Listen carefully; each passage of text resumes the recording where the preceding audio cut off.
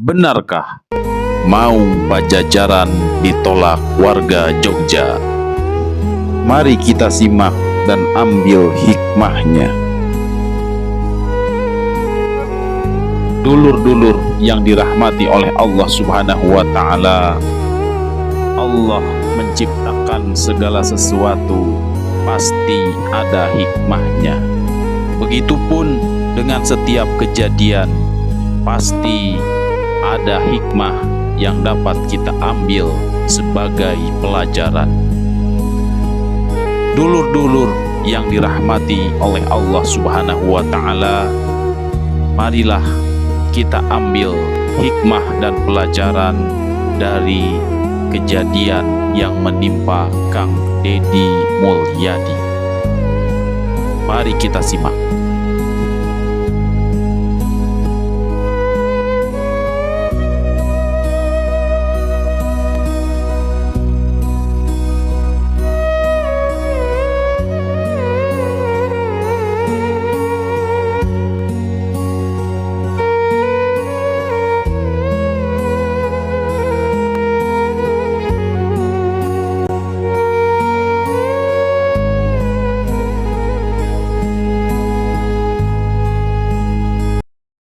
Assalamualaikum warahmatullahi wabarakatuh. Dulur-dulur Kang Baha perlu mengetahui bahwa alhamdulillah sampai saat ini belum pernah terdengar penolakan terhadap orang Sunda yang mau berkunjung ke daerah lain ataupun ke negara lain. Alhamdulillah. Kenapa? Karena orang Sunda itu di mana tanah ditincak, didinya langit dijunjung. Artinya orang Sunda itu tidak mau mencari masalah, tidak mau mencari musuh. Dengan siapapun orang Sunda siap berteman, dengan siapapun orang Sunda siap duduluran. Ya, seperti itu. Makanya hampir rata-rata seluruh dari pelosok negeri tumpleknya atau kumpulnya di daerah Pulau Jawa atau di daerah Sunda tepatnya ya, seperti itu. Maka ketika ada orang Sunda yang hendak berkunjung ke daerah lain, insya Allah tidak akan ada penolakan. Apalagi yang akan berkunjung ini adalah seorang tokoh ya, seorang gubernur Jawa Barat yakni Kang Deddy Mulyadi.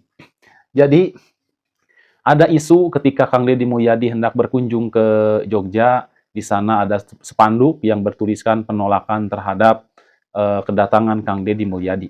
Dan hal itu penolakan mungkin bagi orang-orang yang belum paham siapa Kang Deddy Mulyadi ini ya, atau orang-orang yang selama ini memang kontra dengan beliau. Dan pada umumnya orang-orang Sunda itu sebenarnya tidak mencari masalah ya dengan siapapun. Musuh tidak dicari dan ketemu pun tidak akan lari, seperti itu. Apalagi kita kenal bahwa Jogja adalah salah satu tempat wisata, tempat kuliner terbaik juga di Indonesia ya, yang banyak dikunjungi wisatawan dari dalam negeri maupun dari luar negeri. Apalagi tepatnya pada daerah Malioboro ya, yang dimana pagi, siang, dan malamnya pun selalu hidup ya kota Malioboro itu, seperti itu.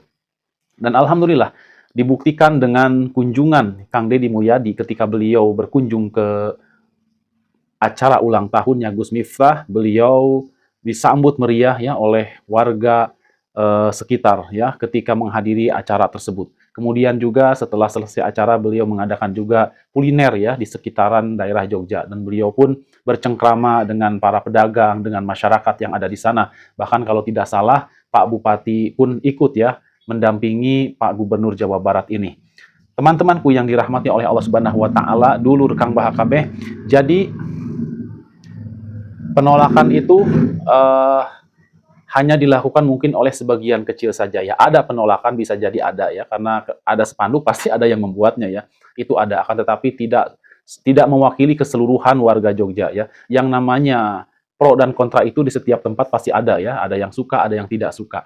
Nah, seperti yang kita lihat ya dalam sebuah video yang menampilkan Kang Deddy Mulyadi yang beliau sedang kuliner di Jogja ya, tepatnya di warung soto Bu siapa tadi? Bu Juminten apa Bu siapa ya, pokoknya beliau sedang makan soto, dan itulah terjadi komunikasi antara Kang Deddy Mulyadi dengan para pedagang. Di antaranya ada Ibu Juminten ya kalau tidak salah, sampai Ibu Juminten itu merasa terharu ya, dan akhirnya dengan spontan Ibu Juminten mencium Kang Deddy Mulyadi ya, mendoakan agar supaya menjadi presiden yang baik, ya seperti itu. Meskipun Kang Deddy Mulyadi langsung menjawab dengan candaan, Pak Presidennya Pak Prabowo, katanya seperti itu. Itulah kejadian-kejadian ya yang terekam oleh kamera. Teman-teman, pelajaran yang akan kita ambil di sini ialah tentunya bahwa kasanya kita itu dengan siapapun kita harus berlaku baik ya, entah itu kepada teman, kepada kawan, atau bahkan kepada lawan, kita tetap harus bersikap baik. Sebagaimana Nabi Muhammad SAW, beliau disegani kawan, disegani lawan ya, dicintai kawan, disegani lawan. Itulah kepribadian Rasulullah SAW. Baik teman-teman, ada kejadian yang menarik yang juga ingin kita bahas di sini ya. Mudah-mudahan ada hikmahnya buat kita semua. Yang kejadian itu memang sempat tertangkap kamera dan menjadi hiburan ya. Menjadi hiburan teman-teman yang ada di sana, dulur-dulur yang ada di sana ya, yang menyaksikan ketika Kang Deddy Mulyadi memberikan satu apresiasi ya, membayar soto itu yang seharusnya hanya kalau tidak salah berapa, totalnya hanya sekian juta dan beliau membayar dikasih uang lebih ya menjadi 10 juta. Masya Allah ya, alangkah bahagianya si ibu